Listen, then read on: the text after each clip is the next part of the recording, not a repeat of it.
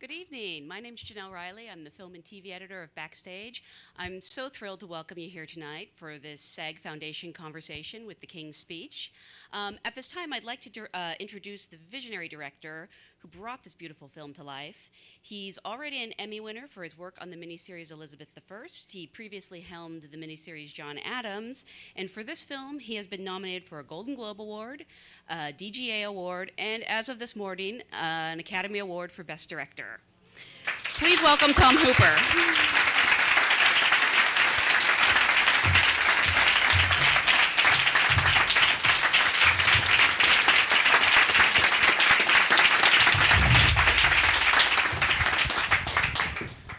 That last bit sounded really good, the bit you added. I've never seen them stand for a director before, only actors. This is quite, I'm serious. I'm serious. That's quite an accomplishment. And I've never seen such an employable group of actors in my life. Be honest, wasn't that better than the Oscar nomination? Absolutely. I should mention, actually, that your Best Director nomination was one of 12 nominations The King's Speech received, more than any other film. And how did you get the news? I watched it at 5:30 a.m. at the Chateau Marmont. And I suppose I had to rise at 5 a.m. many times on film shoots, but this was one of the best occasions of getting up at 5 in the morning. And then I sat on the balcony and watched the sun rise over East LA and phoned my mum and dad, and it was beautiful. Yeah.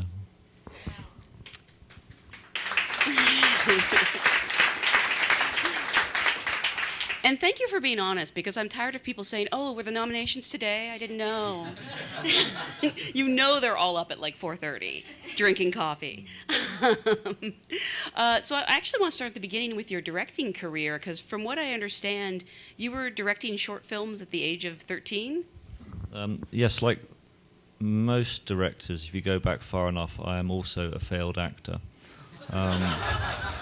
There's but still you time. have to go right back to when I was 10 and 11 years old, and I had a brilliant teacher at school called Roger Mortimer, who was a Royal Shakespeare Company actor who'd become a drama teacher, an English teacher. And he put on one play a year and taught drama to us, and through that I absolutely fell in love with theatre and drama and acting and wanted it to be my life. And I looked around me and I thought, in a school of 300, I'm not getting the lead parts. In fact, I'm not even getting a speaking part. And this is happening 3 years in a row. Maybe I should reconsider my chosen career. I look back and think, my God, I was bizarrely strategic as an 11-year-old. But at the same time, I was very drawn to what he did with directing, and drawn to stage lighting, and it was really just coming upon a book one day about film and TV, and I spent a year reading everything I could get my hands on. And then made my first film on a Clockwork Bolex 16mm camera, and it was a film called Runaway Dog, about a film that keeps running away. You can tell my sort of liking of quite literal titles like The King's Speech, about a King's speech. And I believe did your older brother star in one of your films? My younger brother starred, and if you were to ask me the most traumatic experience of working with an actor in my entire life, it remains working with my younger brother. He was 4 years younger than me, and he realised that he had more power over me than any previous day in his entire life. Because, of course, in the days of shooting with film, it cost all my savings to get 100 foot of film, and my shooting ratio was about 1.5 to 1. So basically, he couldn't make any mistakes. So he realised all he had to do was get 2 takes wrong, and I would run out of film stock, and my film would be over.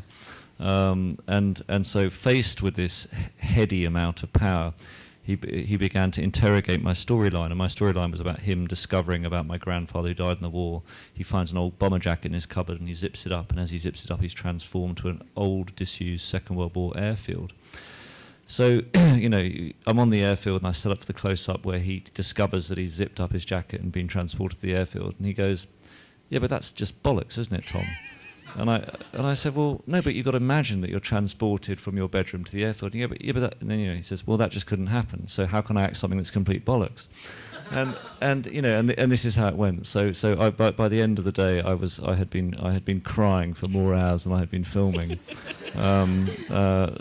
So you know, it wasn't a very auspicious start, but I have to say, no star I've ever worked with has been as difficult as my darling brother Ben.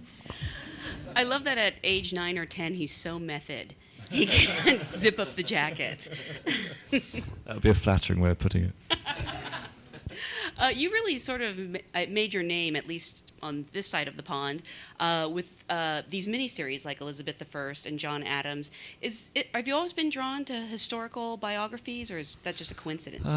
No, I mean all the films I made as a teenager were fiction that I wrote and directed, and in television terms, I started with the long-running soap opera EastEnders and Prime Suspect with Helen Mirren, Cold Feet. So I came out of fiction, but I think my move towards historical subjects has really just been a reaction to finding it incredibly hard to find original screenplay fiction that offers characters as fascinating to make films about as those based on these real people. And I also think if you have a script that needs work, if it's based on a real person, you've got everywhere to go to enrichen the character. Where if it's entirely invented by a screenwriter and there's nothing there, it's very hard. And my perennial problem, I mean, sadly, with the screenplays I read is you could cut and paste the dialogue between actors and you wouldn't know that you wouldn't really necessarily know that you'd changed the dialogue around, and I feel like,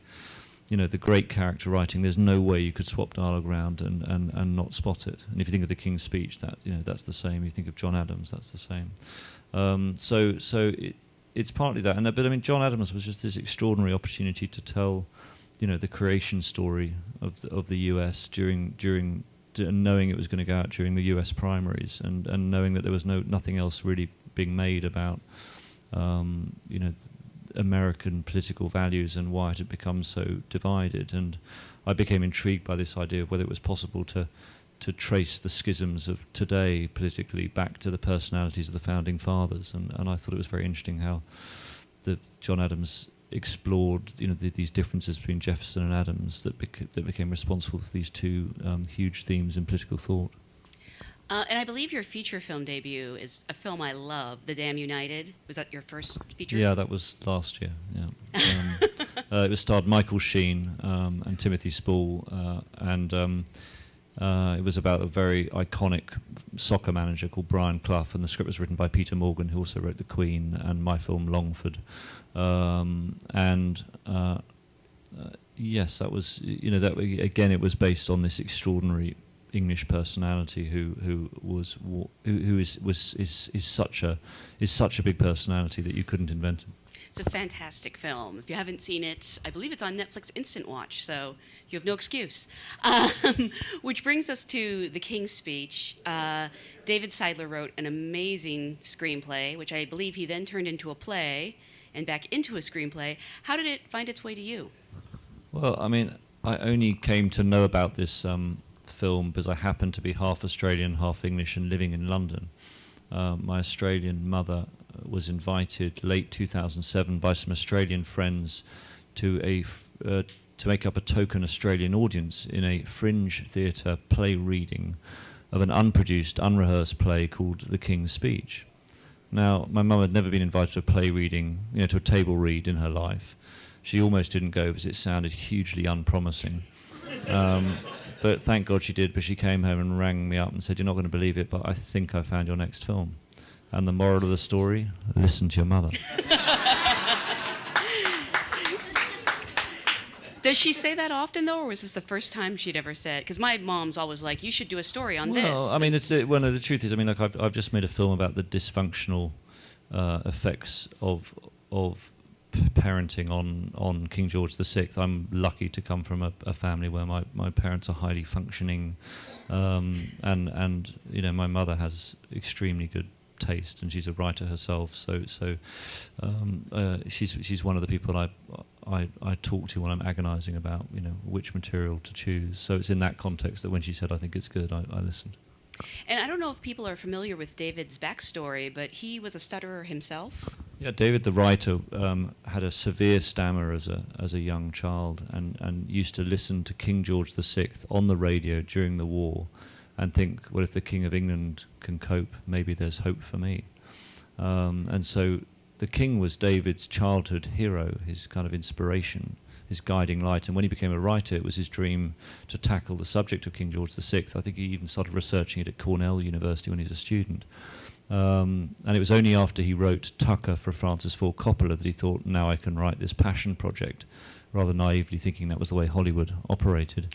And he researched it and found Valentine Logue, the middle son. And Valentine said, yes, I've got some papers of my father, but you need to get permission from the palace.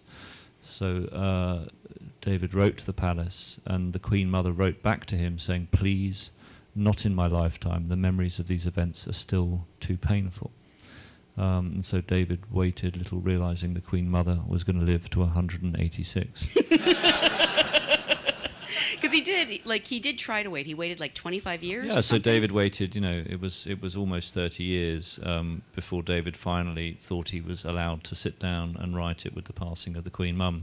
And I know a lot of filmmakers say this film's been in the works for a long time. Really, with David's side, it really has been in the works for a long time. We were talking, I suppose from his boyhood, 65, 70 years, and from that letter from the Queen Mum, now 35 years. Well, I love that David is suddenly the hot new screenwriter in town, and I think he's 73. Yeah. That's fantastic. Life begins at 70. I spoke to David, actually, and he really credits you with insisting the script be as historically accurate as possible. How did you guys work together to ensure that accuracy? Yeah, I mean, for me, it's terribly important. I do care about truth and the record and historical accuracy, but it's obviously a very complicated dance you enter into with the demands of narrative and drama, because in the end, no one will thank you if you make a film that's historically accurate but is boring or overlong. And a really good example of a small example of something that's caused comment is. I've had a couple of comments people saying, oh, Winston Churchill in the film appears entirely supportive of Bertie becoming king. The original scene I shot with Timothy Spall was about 6 minutes long, where he spent the first 5 minutes saying, I backed your brother to the end, I backed Edward to the end for these reasons, and now I have to change tack. And because in the end I felt that the first chunk of the scene wasn't really impacting Bertie emotionally, I cut to the chase. I cut to that moment when Churchill says, do you think what you're going to call yourself? And so, and I knew that the cost of that was it might appear that I didn't understand that Churchill had long supported Edward, but in the end, I think you have to make those compromises sometimes for the flow of the logic of narrative, and in particular this case, the flow of the emotional logic of the narrative. I heard some things are taken directly from, I believe there was a diary of Lionel's. Yeah, I mean, in terms of extraordinary chance and serendipity on this production, I referenced the papers that Valentine Logue had. Well, by the time David sat down to write the play, Valentine had passed away, and he'd lost and David had lost contact with the Logue family. So about 9 weeks before I started shooting, my wonderful production designer, Eve Stewart, tracked down the grandson of Lionel Logue, who happened to live in London 10 minutes from where I live. And Mark Logue said, oh yes, I've got some papers in my attic belonging to my grandfather. These papers turned out to be a handwritten diary account of the relationship between Lionel Logue and the king, which no one knew existed, no royal historian had ever seen, no member of the royal family had ever touched. And I got my hands on this treasure trove 9 weeks out, and effectively a completely new set of primary source information about the king. Some of the best lines, a few of the best lines in the film are written by King George VI and Lionel Logue. And the best example, you've just seen it, at the end of the big speech, Lionel says, you still stammered on the W. And the king says, well, I had to throw in a few, so they knew it was me. Those lines are a direct quote from the diaries, were last said out loud by the real king, by the real Lionel Logue. Obviously, the King's Speech isn't going to work as a film if you don't have a great king, and you have the amazing Colin Firth. There aren't enough adjectives to describe how highly I think of him. Was he drawn to the project immediately? How did you get him involved? Yeah, I heard on the grapevine he was keen. what actually led me to really feel he was right was possibly not a film you might have heard of, but when he was 25 years old, he made a BBC TV film called Tumbledown, where he played a Falklands War soldier, a real person who had suffered some brain damage and post-traumatic stress from a horrible incident in the Falklands War. And it was really this performance for the 25-year-old Colin of a man struggling with a profound block to his personality from post-traumatic stress that were in a performance that was so harrowing. I actually gave up watching 20 minutes before the end because I was starting to feel nauseous because it was so strong, and I've never finished it. That was of all his work, that was the thing that really struck me, and I find it very sort of weird with Colin. Everyone is terribly preoccupied by Pride and Prejudice and the Darcy roles, and he has done a huge amount of work, and I'm very lucky to have a wonderful casting director called Nina Gold, who has cast almost everything I've done since I was 21, and I'm heavily reliant on her brilliant taste. And Nina said to me right at the beginning, if you're debating Colin Firth, watch Tumbledown. And why I thought Colin was right, well, I don't know. I mean, first of all, the king from my research seemed to be nice to his core, with a great moral compass and a man with great humility and a gentleman, and those are all qualities I think Colin has. But also, I felt the great challenge in this film was if you were going to play a stammerer, and not be sympathetic, it would kind of kill the movie. And Colin's great genius in this film, I think, is that he draws us to care about him, maybe even to love him as this character, without soliciting our sympathy through ever over-emotionalizing, through ever being self-pitying, through always preserving the incredible restraint and repression of this character's emotional life, and his ability to solicit emotional response from us while not chasing it or not pursuing it is truly brilliant, I think. We actually have a question from online from Ellen Orchard. Wanted to know, how did Colin Firth create the stammer? Well, of course we talk to speech therapists, but they're trained in helping people with a stammer to stop. You can't actually hire speech therapists who are trained to make people stammer. I mean, David Seidler, because he was a severe stammerer as a child, gave us a great insight into the condition. And I'm sure the reason why David wrote this greatest script of his life is because he was writing about something that was so close to his heart, so he was useful. But in the end, I think for both Colin and I, it was watching some footage of The Real King that was truly inspirational. We found a little 5-minute archive clip of the Glasgow Empire exhibition in 1938, and in this clip you see in Colin's eyes, all he wants to do is the right thing. It's so you see in The Real King's eyes, all he wants to do is the right thing, and he keeps drowning in these incredibly painful silences. And it was so moving, I had tears in my eyes at the end of 5 minutes, and so did Colin. And I really, for me, from the moment I saw that, I thought if Colin can capture that, then we're going to be okay. And we talked a lot. I mean, practically speaking, we talked the key decision was whether it was a repetitive stammer or a block or a block. So whether it was a stammer where you repeat, say, the same letter, like go go go go, or whether it's something that's blocking deeper in the throat. And it was clear from The Real King that it was a block type of stammer. And then we talked a lot about concentrating on acting, how to get out of it rather than how to get into it, which might sound counterintuitive, but we drew the analogy with, if you're doing drunk acting, that it's sometimes better to really concentrate on being sober. That thing of, I'm going to put the key in the door and look how sober I am. It's going to go right in, and it's better but weirdly, if you concentrate on trying to feel you're not drunk, you actually end up capturing that. I mean, what was interesting was that in our amazing cast, amongst an extraordinary array of actors, we had Sir Derek Jacobi, and Derek had played probably television's most famous stammerer in I, Claudius. And I'd cast Derek somewhat mischievously on the basis that Colin might just feel a little bit more pressure if he was around Derek.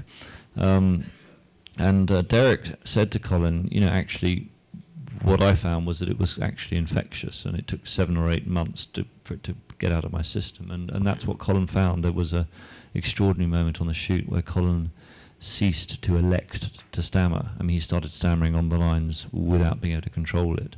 And there was one night he went off to an awards ceremony for Single Man, and he came back next morning and said, you know, I won. And I said, fantastic. And he said, and when I got up to make the speech, I started to stammer. And I said, fantastic. You mentioned Sir Derek Jacobi. This entire film is filled, every role, with amazing actors. Can you, well, I guess we should start with some of the supporting roles. Like Geoffrey Rush was attached to the project, I believe, from the beginning. I mean, you say supporting role. I mean, I almost feel they're co-leads in this.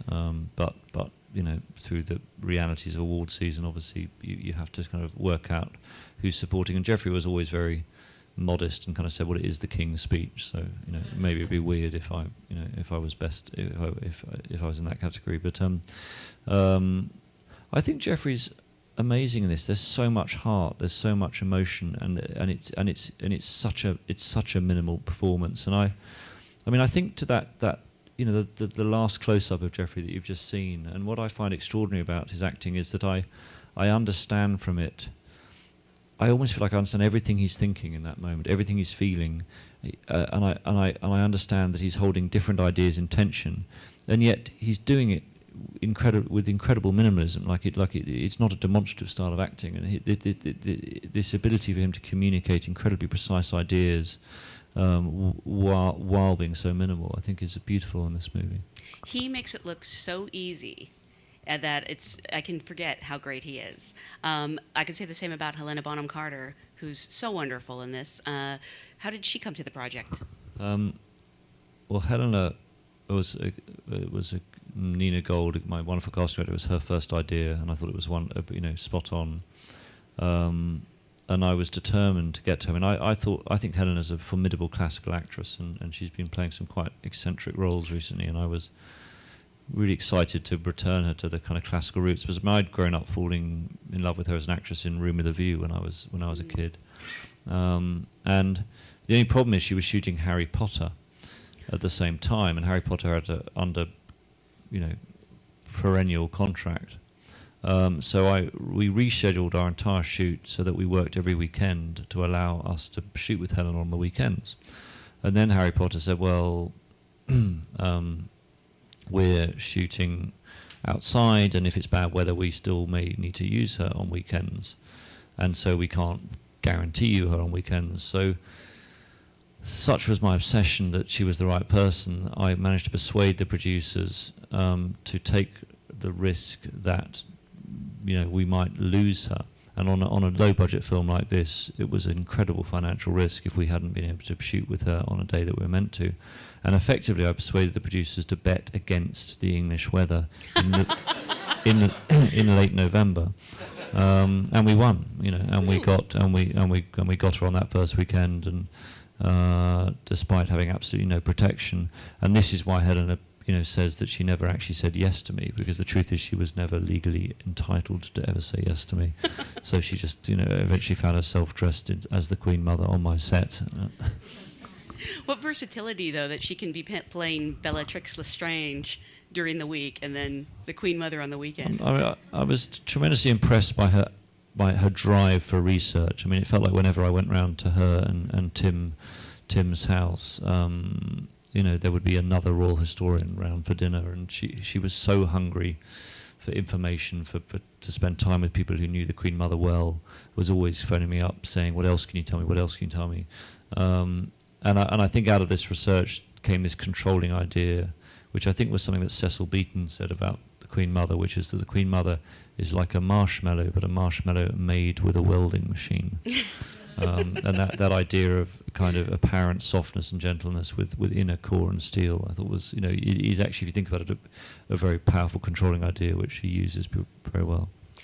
This whole ensemble is so perfectly cast. You have Guy Pearce, Jennifer Ailey, you mentioned Timothy Spall. Were you basically able to get your first choice in every role? I mean, I don't know if it's the same here, but in England there is this amazing tradition where actors of the stature of Michael Gambon, Claire Bloom, Derek Jacobi are willing to come in and do a couple of scenes on something for, frankly, a fraction of what they normally get paid. And one has the possibility of working with that stature of actor. And I think why I felt it was terribly important to have very heavyweight actors in all these roles was that these are all iconic people. I mean, you're coming in for 2 or 3 days to play King George V or Queen Mary, and I needed a very powerful tip of the iceberg storytelling where these actors would suggest the whole complexity of off-screen lived lives and have the weight of these personalities, and also satiate our curiosity as audience to have enough of a read on these personalities that we weren't perpetually frustrated with the movie for not showing us more. And so they needed to be bold enough to take a position. And I was very blessed with that group of people. And Claire, I did sit in the rehearsal room thinking, this is the most extraordinary lineup of actors to be working with. I mean, to have Claire Bloom, who was, after all, Charlie Chaplin's muse in Limelight, who actually was presented to the real Queen Mary, the character she plays in the film, when she was 19 years old, was an incredible thrill. But even, a good example of someone who I think does brilliantly is Eve Best, who plays Wallace Simpson. And this is a really small part in the film. And Eve, I'd actually, when I was at Oxford University, I directed her in the theatre and wanted ever since then to work with her. And she's bold enough to give a very strong colour to Wallace Simpson. So you do feel you get a read on what this woman's like. You get this idea of this kind of sub-dom relationship with Edward that she makes him run down to the cellar to get a bottle of champagne, and he somehow enjoys the humiliation of that. And she does this sketch that has tremendous clarity and tremendous economy, and as a result, we're not angry with the film for not showing us more of Wallace Simpson. And the great danger of this movie was that the Wallace and Edward story would hijack our plot. We weren't telling that story. That was the A plot. We were telling the B plot of history. And so having actors who were able to do that was terribly important. You know who else I love in your cast are the 2 Welsh corgis. They're just adorable. Although you're never supposed to work with kids and animals. Yeah, I quite like working with kids and animals. This film is in so many ways about relationships. I mean, you have the bromance between Bertie and Lionel, the relationship between the king and the queen. Were those, and they feel very real and natural. Did that happen through the rehearsal process? Did these people know each other at all? I think Geoffrey and Colin knew each other in the sense that they had done a junket together for Shakespeare in Love in New York. So they knew each other in that way, which is quite specific. A lot of alcohol involved. But no, we had a 3-week rehearsal period, which was, I'm sure you all know, is incredibly unusual to get that on a film nowadays, particularly a low-budget film. It was in many ways thanks to Geoffrey, who flew himself in, I think, 5 weeks out from the shoot, because he just said, why not? Why don't we get cracking? And I think in his contract he had a week's rehearsal, but through sheer enthusiasm he just arrived early and gave me the opportunity to rehearse more. But the way I like to work is I like to workshop the script very thoroughly with my cast, and a lot of the way I arrive at character with my actors is through forensic analysis of the script and where the script is falling down and where it can be improved, and things like the choice of vocabulary, the choice of words, and to me, by engaging an actor in a very detailed discussion about the way their character's written, you actually go on a journey to find out a huge amount about that character, without making an actor continually put up on its feet stuff that sometimes I want to hold back to when I get to shoot. So and all the cast were great at this process of with David Seidler's help elevating the material through workshopping it in rehearsal. We have another audience question from Maurice Hall. When working with different actors, is your approach as a director any different? Well, yes. I mean, I think in some ways this is a film about getting a performance from an actor. It just so happens that the actor's the King of England. But there's a lot about what I feel about directing that's revealed in Lionel Logue's relationship with the King. And I think what's key as a director is to be incredibly observant of each actor as an individual, and not necessarily force a straitjacket of a way of working on them, because it's all about trying to work out what makes them tick best and what makes, if there's blocks between them and their best selves as actors, what their blocks are and how to remove them. But what I thought was interesting about working with Geoffrey and Colin was the osmosis that happened between the two men. And what I mean by that is, for example, Geoffrey is brilliant with his body. I mean, he was trained at Lecoq in Paris. Anyone who were lucky enough to see Exit the King, or will see how utterly brilliant Geoffrey is as using his body as an actor. And when I was shooting, I would often, sometimes I like to start on close-ups rather than wide shots, and I would do a close-up of Geoffrey, and out of the corner, because I operate the A camera mainly, and I'd look out at my left eye and think, I love what Geoffrey's doing with his hands. So then I would go wider to get his hands, and then I would think, I love the silhouette that he's making with his body, so I'd go even wider to get the whole line of his body. And this because of that, it made me think a lot more about the silhouette that Colin was creating, and therefore I started pushing Colin to think more about the shape he made when he was sitting in that consulting room, and this idea of Colin's body collapsing into itself, and that when he was sitting on the sofa, he would use the arm of the sofa as a kind of protecting wall, and this idea that he sat in a diminutive way and he stood in a slightly geeky way, and it was partly about creating that balance between an actor who was very body aware and an actor that was perhaps coming to it from a different tradition. But I not only wanted a balance between the two performers, but I felt there was an interesting, in equalising the two actors, there was an interesting transference that was happening.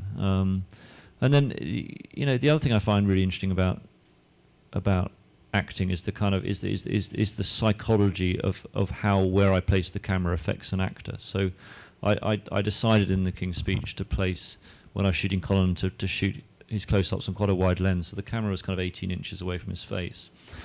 And I had on the very first day of the shoot, we shot the first scene where the two men meet, and it's a 10-minute scene, and I wanted the nerves of the first day of shooting to percolate into the nerves of the two men's encounter, and I started on a close-up of Colin, and my logic was, for me, stammering is about performance anxiety, really, and therefore by throwing Colin in at the deep end, by not only starting on a 10-minute scene, but starting with a 10-minute close-up of him, effectively shooting 10% of the movie on the first day, and then putting the camera so close, he would be under incredible pressure. And what I hoped, my theory was that pressure would help him arrive at the pressure of being a stammerer, and give him that hunted look that he has. And I think that worked really well for Colin, because he did, when I look back at that first scene,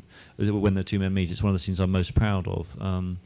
And then the same, so the psychology where I placed the camera affected Colin in that way. With Geoffrey, he said that when the camera came and was placed so close, he instinctively understood that I was composing these close locked frames, and he had to be very minimal, that he had to be more minimal than he'd ever been in his life.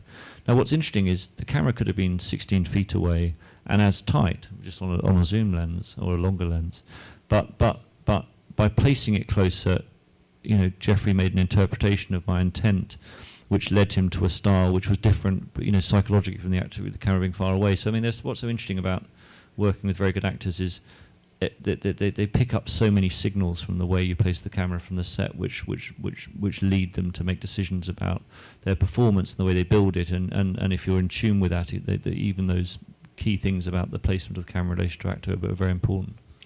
I actually have to ask, because my favorite shot in the entire film is the reveal of Geoffrey sitting in the chair. And talking about body language, I don't know how much of that was in the script. I don't know, was it shot handheld? There seems to be a swing Well, he did get worryingly camp at times, Geoffrey, for the speech therapist. But no, I mean the idea of him being in the throne was in the script. But that's a great example where there's this kind of this sort of looseness of the way he's sitting is designed as a direct affront, to the king, and that's a very good example of the kind of body language I'm talking about. We have a question from, I think it's John Hanlon. For Mr. Hooper. Each shot from beginning to end has impeccable composition. Can you discuss your collaboration with Danny Cohen and talk about any inspirations you had while designing the cinematography? Danny Cohen's the director of photography. He also got an Oscar nomination, so I'm very pleased about that. I think the thing that was really interesting to me was how to find a visual analogue to what stammering was, and it felt like stammering was about inhabiting silence and absence and nothingness, and so I became intrigued with this notion about framing Colin in relationship to negative space in the frame, so framing Colin in relationship to this big distressed empty wall in the consulting room or the wallpaper in Logue's flat, to put him in relationship to big chunks of empty space, whereas with Geoffrey I was framing him in the consulting room against the fireplace, against the books, the clutter, the equipment, against really what felt like a domestic background. So there was a stark choice of framing Colin in an alienated way and framing Geoffrey in a domestic way. And I was, it's funny. I saw Quentin Tarantino the other day, and he was talking about that wall and saying that it was that at that point in the movie that he realised that the movie wasn't a classic period movie, because that wall was you almost enter into a psychological space in that moment in the film. And I mean, and yes, it's a real wall, but it's also doing something else, and that was very key to my approach. And then within that, I had this idea of framing him quite often in the corners of the frame where there's lots of headroom. So the frame almost overpowers him. He's almost unbalanced in the frame. He's diminutive in the frame. And it was the attempt for him to be locked in frames that made him look weak, which also put him in relationship to absence, that I think was driving my compositional idea in terms of filming him and capturing the stammering. And to me, it's the reason why I operate a lot of the performance stuff is those choices about framing, which I make with Danny Cohen. I want them to be very hand in hand with what the actor's doing, and I want the DNA of the film to be expressed through the composition, the DNA of the storytelling to be expressed through the composition as far as possible. I just love that Quentin Tarantino is a fan of this movie. I don't know why that's should be funny, but it is to me. Actually, the film, it does look so beautiful, but I think people would be surprised to find out the budget and the shooting schedule. Are you allowed to say? Well, it's very low. I mean, it was significantly, it was below 15 million US, which for a period movie was pretty tough. And what's strange about it is that in reality, when you're shooting a low budget movie, almost your closest permanent relationship when you're filming is one with time. I mean, working with the camera comes and goes during the day, working with actors comes and goes, but time on a budget and a schedule like that remains a very powerful and difficult master. And I always think it's weird, because I look at the movie and in reality shooting it was all about how I managed time and pressure, but when you're consuming it as an audience, it wouldn't occur to you that I was under any pressure whatsoever. And it is a kind of strange irony of filmmaking. And when I did the round table with the other directors, with Darren and David Fincher and Ethan Cohen, it was amazing how when we talked about time, all of us were all kind of like, yes, that's the biggest single challenge of directing. Out of curiosity, what does your brother do now? Did he pursue acting? He's a barrister. So he's required to bring people to moments of great vulnerability as he cross-examines them. I can't see the connection with what he achieved with me. And has there been any feedback from the royal family about the movie? Well, we still don't know if the Queen has watched The Queen. And if she did, what she thought. So I don't think we'll ever necessarily know, but, if anyone ever finds out, please come and find me. Just because we have so many actors here, if they are ever lucky enough to get into a room where they're auditioning for you, is there anything you would like them to know? I mean, for me, I always audition actors personally, unless there's some reason to do with not being in the right country that makes it impossible. And for me, directing the actor is really key. So it's not so. Yes, the first reading they do is important, but it's much more about how they respond to direction and how they take notes and their ability to process those notes.